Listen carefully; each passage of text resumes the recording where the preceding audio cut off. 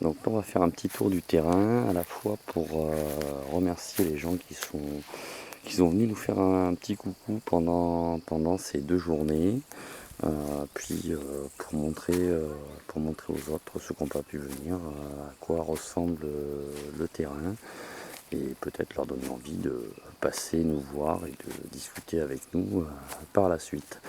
Donc là en fait on a un petit verger qui est en bout du jardin, il y a des pruniers qui sont sortis, il y a des baies de goji, il y a quelques pêchers, mais en fait ils craignent un petit peu parce qu'on n'a pas d'eau sur le terrain.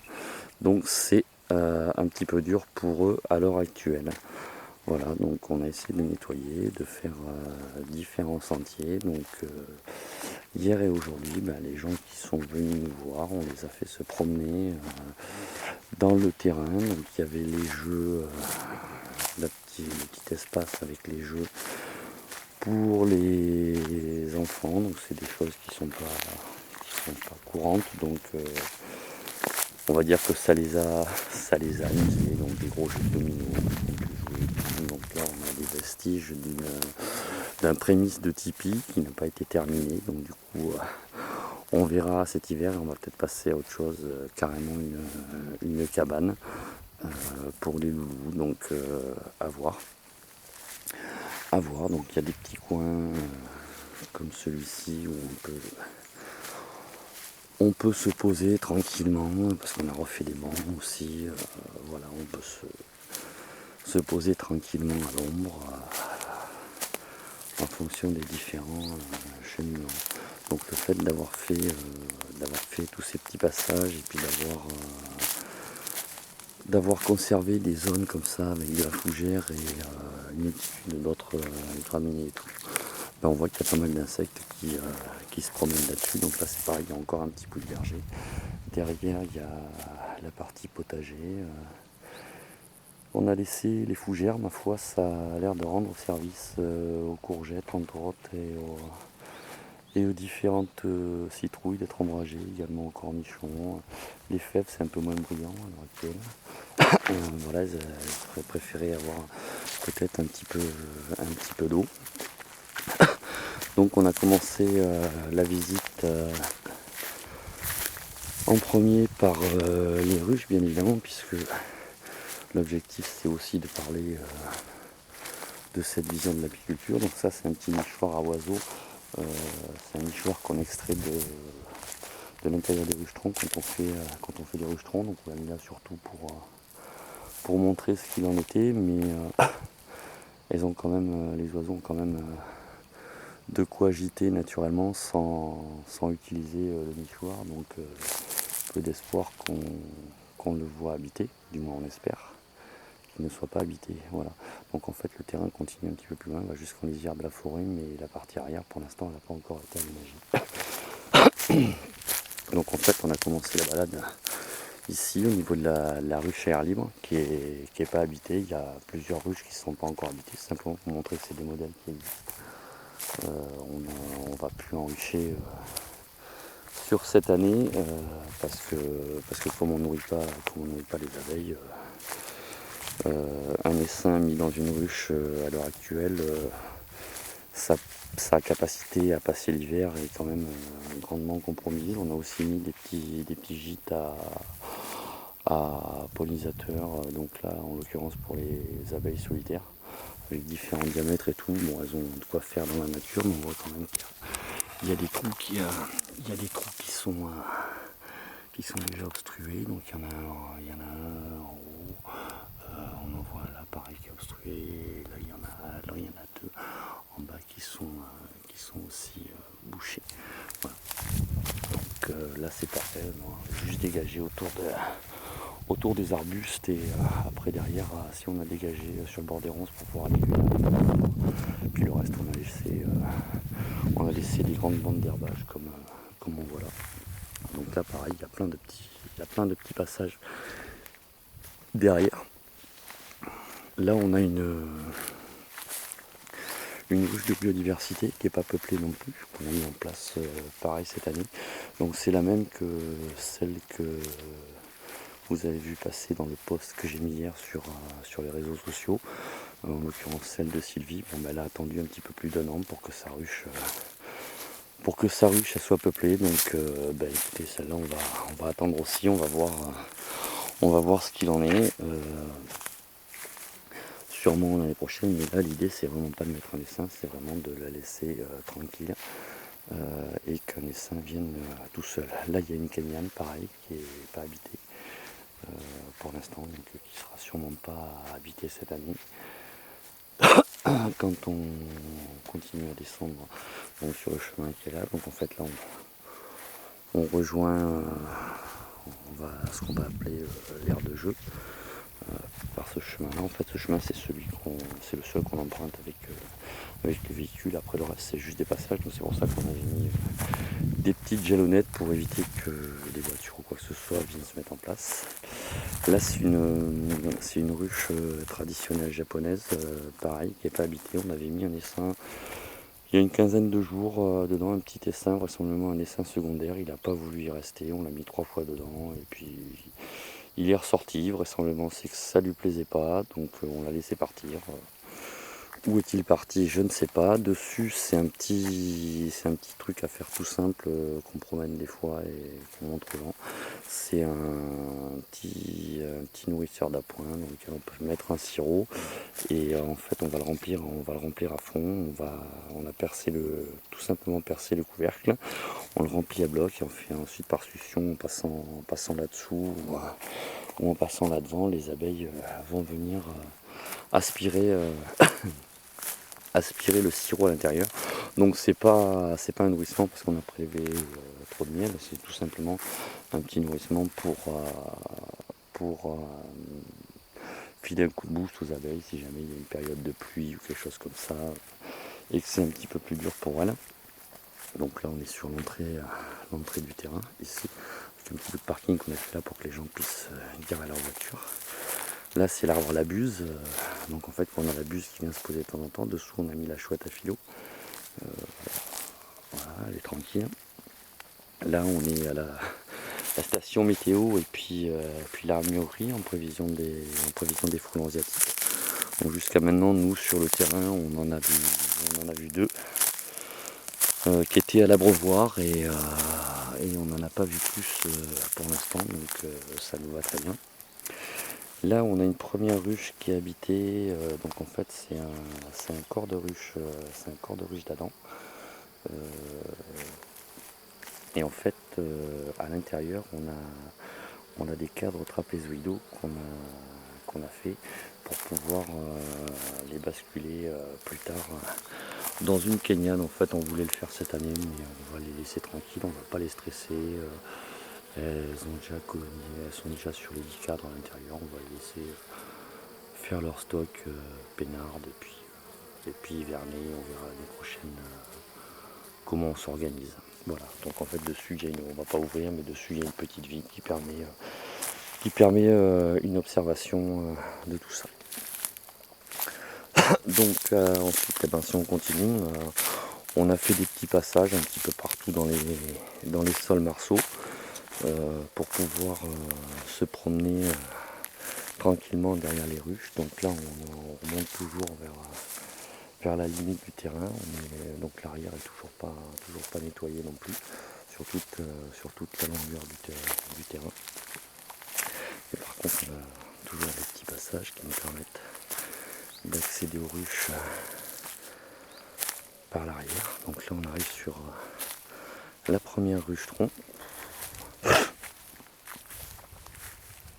Elles sont tranquilles aussi. Donc elles ont commencé à bâtir dans les pots. Pareil, on va pas ouvrir, on va les laisser tranquilles. Elles ont commencé à bâtir dans les pots. On est quasiment fin juillet.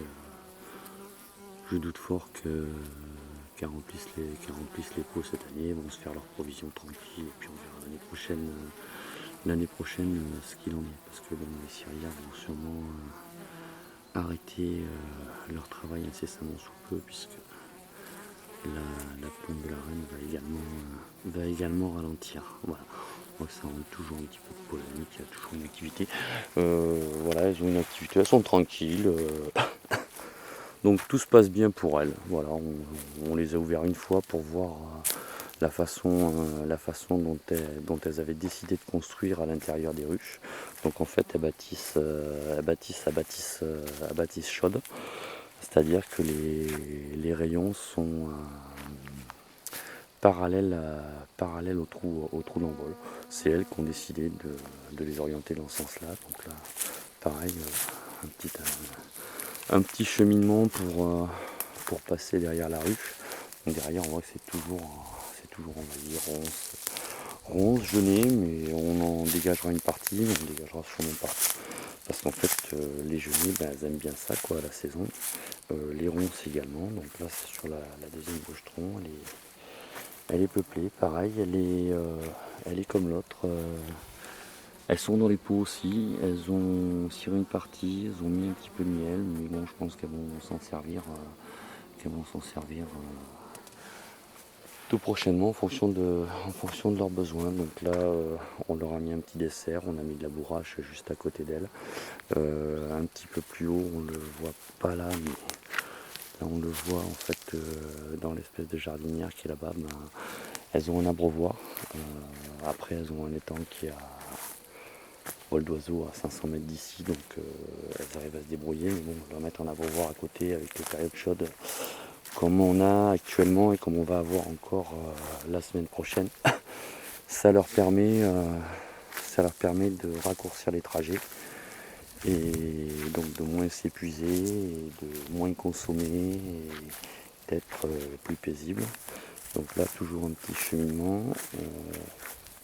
Donc cette partie-là, on n'y a pas touché. En fait, on va jusqu'aux grands arbres qui sont derrière.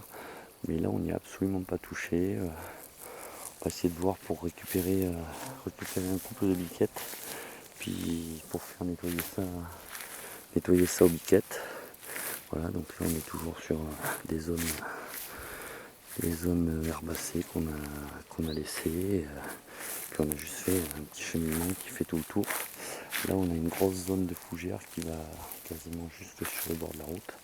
Bon, c'est pareil, la fougère, on est en train on la coupe ponctuellement. Enfin, celle-là, on l'a pas du tout coupée, qu'on n'était pas dans une zone où on voulait faire quelque chose, mais on va la couper début septembre. Comme ça nous permettra de pouvoir pailler correctement la partie potager.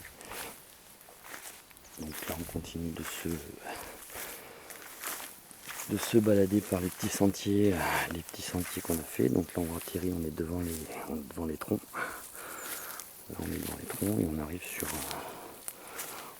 une kéniane qui elle est peuplée. C'est la première qu'on a peuplée sur le terrain ici cette année. Donc pareil, elles ont de la bourrache pour le dessert si elles veulent. Voilà. Donc elles travaillent sur une dizaine de barrettes. On les voit peut-être à l'intérieur. On les voit peut-être, je sais pas si je suis très près comme il faut, j'ai une caméscope.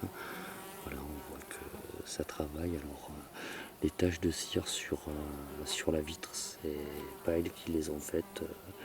C'est moi en fait quand j'ai préparé la ruche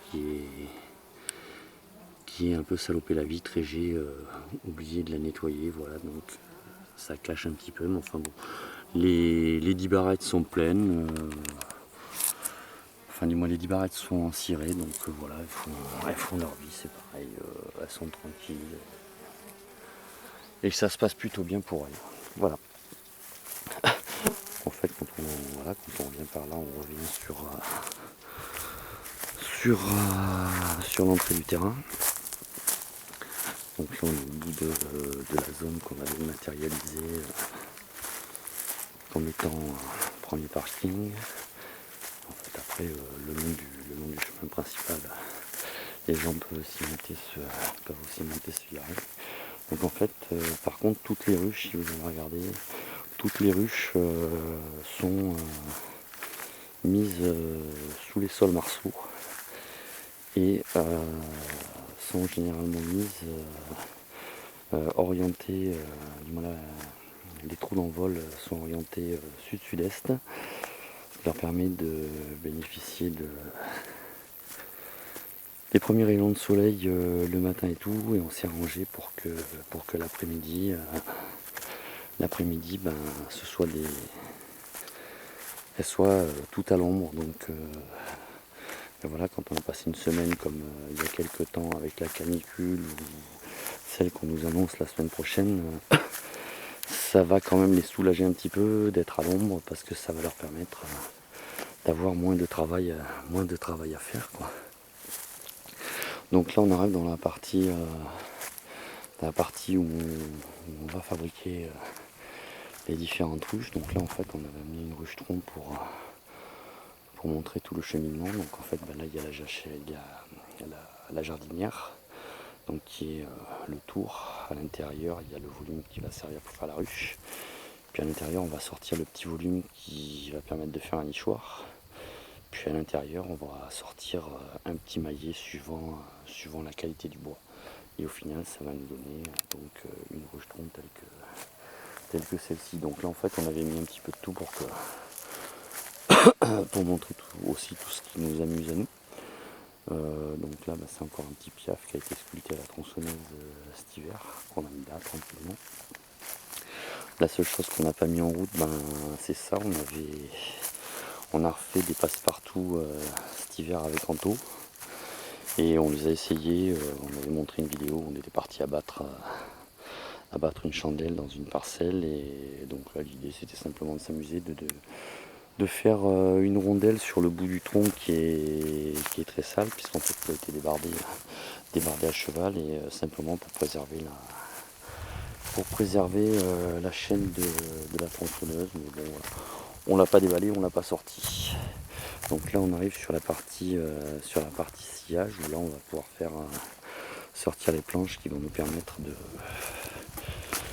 de réaliser les ruches kenyans, les ruches de biodiversité, et puis après les différents petits gîtes qu'on fait. Donc là on a notre bidon. Donc en fait on a sorti une dose de dessus, un découvert, et puis on a scié une planche, une première planche pour montrer aux gens que ça va très bien, que c'est quelque chose qui peut être utilisé comme nous pour faire des ruches, pour de l'autoconstruction, des choses comme ça. Donc les bécanes ça ressemble à ça. Voilà. En fait donc on les a essayés entre hier et puis aujourd'hui. Donc au départ, comme vous avez vu, on met une échelle tout simplement pour travailler à plat, pour pouvoir sortir la première d'os. Et ensuite on enlève l'échelle et on va pouvoir faire les coupes comme on veut. Donc après si on veut faire des grosses sections, va falloir équerrer avec une équerre et essayer de refaire une passe à peu près comme il faut. Donc c'est assez fastidieux quand on veut faire des grosses sections. Mais par contre pour nous, pour faire ce qu'on a besoin, pour faire nos sillages pour nos ruches, ça convient tout à fait, puisqu'après les planches, on peut les ligner avec des scies qui sont beaucoup plus petites. Donc en fait ça c'est la deuxième qu'on a faite, qui nous permet de ne pas toucher trop nos réglages sur la machine. Donc là ça c'est un petit siège qu'on a fait comme ça. Puis là en fait on a fait une démonstration de perçage de ruche-tronc, donc avec le mécanisme qu'on a fait pour éviter de se blesser avec les rebonds de la tronçonneuse. Et voilà quoi. Et après ça peut être utilisé pour faire n'importe quoi. Ça c'est un vieux bout de billon qu'on a récupéré, donc du coup on en a fait une chaire pour affûter des piquets, des choses comme ça. Il était totalement creux, totalement. Voilà, on l'a gardé, on a fait une encoche dedans, comme ça on peut travailler dessus. Là on s'est amusé avec notre espèce de petit établi à planer, pour préparer des manches. Donc tous les systèmes fonctionnent avec des calages comme celui-ci, voilà, simplement une cale qui vient bloquer le truc, et après on peut planer. Donc du coup donc là on a mis une espèce de morceau de bois qui pourrait ressembler à un maillet, mais qui est pas qui est pas un maillet, mais qui permet d'avoir un bon blocage. Et puis là, on le fait avec des chevilles. On a fait des chevilles et c'est les chevilles qui permettent de faire le blocage. Ça c'est un petit bout de bio tout simple qui permet, voilà, quand tu as des perçages à faire ou des trucs comme ça, de bloquer ton bois. Si tu dois travailler avec une serpe ou avec une hachette, tu le retournes et puis tu peux bosser dessus. Ça évite d'abîmer le banc ou le bio. Le bio c'est pareil, on a fait une multitude de perçages dessus, de formes différentes en fonction de ce qu'on voulait faire. Et ça te permet avec un valet d'établi classique qu'on va mettre dans le trou qui est là, de bloquer les bois, de les tenir, ou par exemple de les scier si on doit scier un manche un petit peu plus court, voilà, mais tu peux venir bloquer ton morceau de bois dans le truc et venir scier ici. Ça fait office de blocage, donc ça marche dans un sens, ça marche également dans l'autre, voilà. Et sinon ça peut aussi servir de siège pour travailler sur ce fameux petit établi. Donc c'est un truc qui est sympa à faire, ça prend un peu de temps et après bon, nous on l'a fait avec une tronçonneuse au départ, on a bidouillé les formes parce que ça nous plaisait dessus, mais on n'est pas obligé de le faire aussi complexe. Donc là on rejoint, si on continue devant, on rejoint derrière, enfin du moins l'entrée du terrain. Puis là on a une zone de fougère où on a de temps en temps une maman chevreuil et son petit qui viennent se taper. Alors suivant de quel côté arrive le vent, elle m'entend ou elle m'entend pas, et donc on arrive à les voir de temps en temps en train de brouter, et quand après il décampe en suivant. Là c'est le tour à bois qui nous sert. Là en fait on a les râpes mais elles sont pas manchées, donc là on est en train de s'amuser, on est en train de préparer des manches de râpes. Donc c'est un bout de frein qu'on a mis dedans, voilà, on a essayé de s'amuser avec tout ça. Donc en fait ça prenait bien une bonne demi-journée pour que tout le monde puisse éventuellement regarder les trucs, poser des questions, échanger. Voilà, donc c'était relativement sympa. Et ensuite tout ça se terminait par un petit coup à boire. Donc on va vous amener dans notre petit coin secret où on a échangé éventuellement un petit café, une petite citronnade. On n'a pas privilégié le rosé, donc je suis très friand parce qu'il fait quand même relativement chaud, donc on était obligé de se ménager, quoi. Donc en fait sur le haut du terrain, voilà, on a trouvé cette petite clairière qui avait l'air assez sympa. Donc on a simplement dégagé toutes les fougères qu'il y avait dessous. Et puis on a disposé des morceaux de bois de manière un peu aléatoire là-dedans, et une multitude de petites chaises. Voilà, donc ça permettait à chacun de regarder éventuellement les différents bouquins et ensuite voilà, de discuter tous ensemble de tout ça. Voilà, écoutez, j'espère qu'elle est un peu longue, donc j'espère que je vous aurai pas endormi, et puis j'espère aussi que ça vous aura donné l'envie de venir discuter avec nous prochainement. Allez, à bientôt.